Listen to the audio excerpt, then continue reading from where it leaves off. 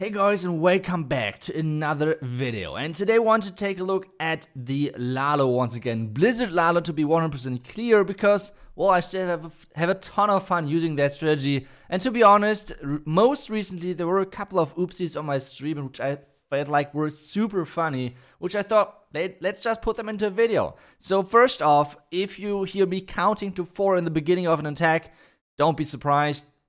That's what I'm doing all the time. And I'm switching non-stop in between of Smash and Lalo. That's like what I'm doing right now in Legend. That's are the two armies which I'm trying to learn right now.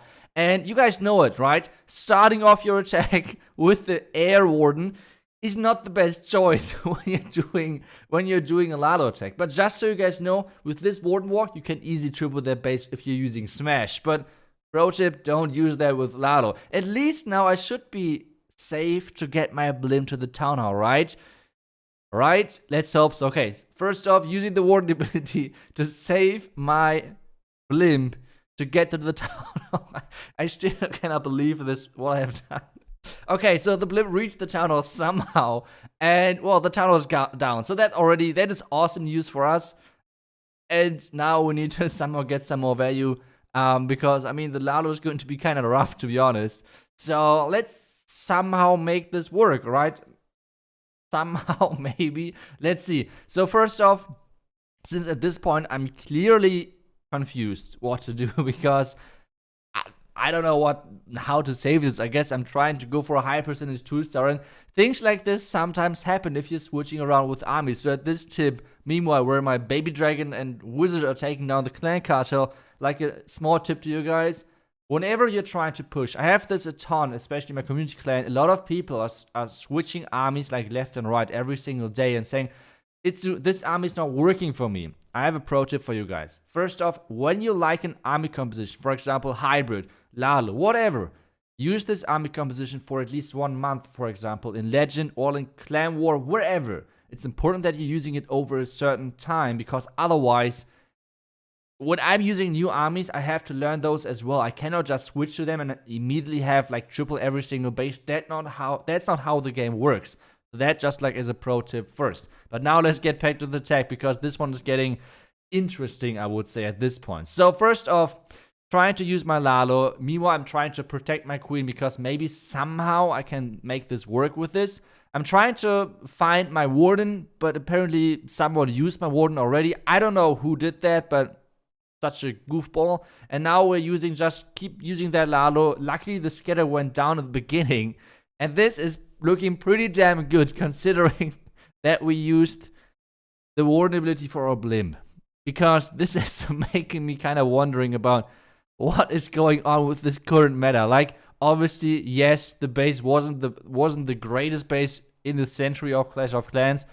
But being able to triple with swagging your most important hero in the game, it is feeling a little bit ridiculous at this point. So, yeah, Blizzard Lalo works, I guess. Let's just move on, take a look at the next base, and hope for the best, I guess. Because this attack was embarrassing for the base, maybe a little embarrassing for me as well, because I'm tried to do a Warden Walk with an Air Warden, but let's just get to the next base. Ring bases are everywhere nowadays in Legends. It's all about which are the angle, or like what is the important angle you look at when take a look at the base like this. And the most important thing is to take down the Clan Castle. So let's figure out where we can reach that Clan Castle nice and easily, and we maybe get even some more value down. And that's the top right side, because we can get the scatter, we can get the enemy royal champion maybe even, and that's some great value right there. So first off, Blimp 1, 2, 3, and 4 for the next invisibility spell. And that's something which I have learned over the last couple of weeks, to be honest, using the strategy. Even though you feel kind of stupid, but at the same time, counting with your invisibility spells is actually quite nice. It's obviously makes you kind of feel like a idiot not being able to count to 4, but I have to say my attacks improved a ton just with counting the invisibility spell, because this means most of the time when I was like going for my feeling, like how long did the invisibility spell take already, sometimes you're just wrong. Sometimes you're wrong with the counting in your head, and that's why I'm just counting it out loud. It obviously feels completely like you're stupid and everything, but still, just try it. For me, it worked really, really nicely.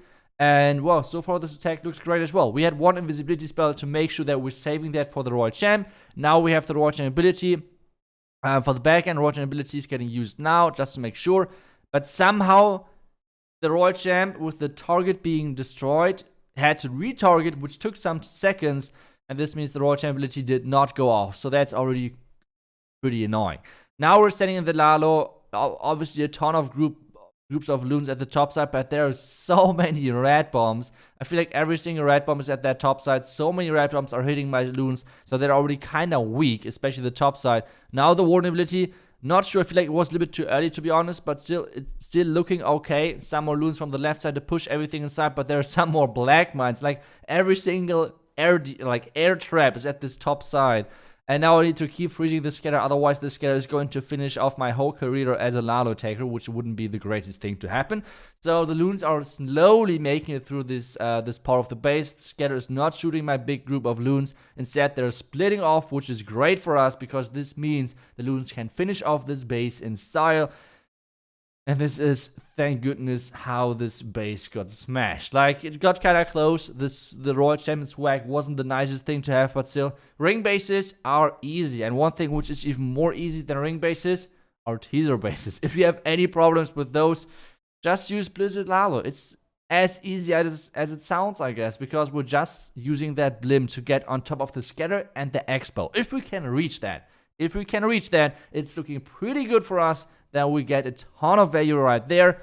Invisibility spell, 1, 2, 3, and 4. Next invisibility spell, 1, 2, 3, and once again 4. And that's how you can easily get the most out of your invisibility spells to kind of maximize the value you can get. We got the enemy Royal Champion out of the way. We got the enemy Queen out of the way. And this is looking pretty damn good as an entry for now. So now it's all about our heroes. We want to get this multi-inferno tower out of the way as well. For this, we're going to send in a delayed Royal Champion just to make sure that we can target something which is close to the multi. And, well, that's basically it. So I'm sending in my headhunters for the enemy king as well, because we had no other usage for those headhunters. And the poison for taking down the enemy the enemy skeletons traps. Now trying to wallbreak the queen into the scatter, just to make sure that I can support my Royal Champion later on. And as soon as this tornado trap is like stopped working, I'm going to use that Royal Champion from the bottom side, trying to angle it that is going for the Inferno Tower, because if this Inferno Tower is going down, I mean, there's nothing left. Like, we took every single expo out of this base. We took every single scatter out of this base, every single multi-Inferno Tower of this base, the Town Hall, just pretty okay value, I would say. Royal Champion ability to make sure that we're getting the Eagle as well. And like, take a look at what is left in this base. We have Lalo for taking down 1, 2, 3, 4, 5 cannons. That's a challenge, by the way. And now then just 1 air defense, and yeah, the base is pretty wrecked, I would say. But yeah, so this is how you can easily smash those teaser bases if you get the blimp right. And it's not looking that close, to be honest. So yeah, just keep freezing the back end, because I can, I guess, and we need to use the spells anyways, just to make sure that I can like reproduce my army once again for the next attack. But that attack worked out pretty great, I would say. So next triple for us. And so let's jump to the next base, which is going to be something different, like more like a legend base, I would say, because this core town hall compartment is looking quite annoying. But we're going for the risky blimp. We're trying to get on top of the multi-mortar. With taking that down, we have access to the town hall, enemy Royal Champion, enemy Eagle, and that's already pretty good value, I would say. So blimp is making it 1, 2, 3, and 4. Next invisibility spell, making sure our super wizards are staying alive. Next invisibility spell, I could have maybe placed this a little bit different just to make sure that we're getting this enemy Royal Champion, but the Royal Champions keep jumping into my stupid invisibility spells, and it's not like, well, somehow it's going down. Thank goodness for those super wizards. And now I'm thinking about where should I place my Sui, and I feel like I would just go for the enemy queen. That might be a good choice. And well, yeah, funneling on the top, on the left, on the bottom side, making sure everything is funneled. So the queen is going to go for this multi-inferno tower compartment. The wall break already placed. Now the the poison in a second. And I'm going to place my king that is tanking some of the lava pups just to make sure that my queen is not taking all of that damage early on. And then we have an ice golem as well. Just sending the ice golem, making sure it has some usage for us. And we have the royal gem as well, which is going to be used at the top side. And then let's hope we can smash this base. That's the plan pretty much. So king is in. Queen is behind. We have to use the king ability. The ice golem is a little bit too late. 2 headhunters for that because the enemy royal champion is already taken down. So we do not need those headhunters anymore. Headhunters are taking down the enemy queen, which is great. Royal champion is doing her job as well. We want to have this cut to make sure we're turning this into a ring base basically because we took down already the core. Oh, it's like a donut base. I don't know what to call this. Either way, it is, well, the core has been taken down. The royal champion is going into the Lalo, which isn't the worst because now we have the royal champion helping out the Lalo, making sure the Lalo is pushing through everything. The hounds are tanking nicely, and even the royal champ is tanking the scatter. So that's a really well-trained royal champ, I would say. Haste spell into the left side, making sure everything is set. Baby Dragon at the top side to get some more cleanup done. Some more loons from the outside, making sure that, well, I don't know, like everything is going more smooth, I guess. But, well, this is still looking really good. We still have the warden ability at this point. We have few more loons. I'm going to place some more cleanup at this point.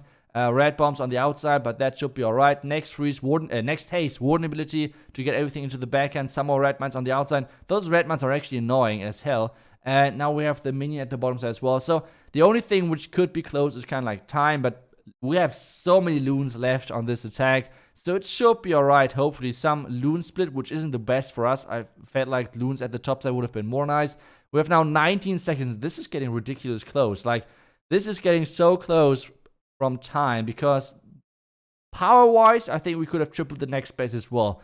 Time-wise, not really. So the sneaky goblin needs to work really hard at that bottom side. The clan castle is going down. The gold mine is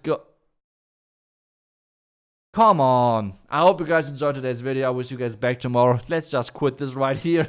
See you guys. Thank you so much for watching. I will see you guys back tomorrow. Until then, see ya and bye-bye.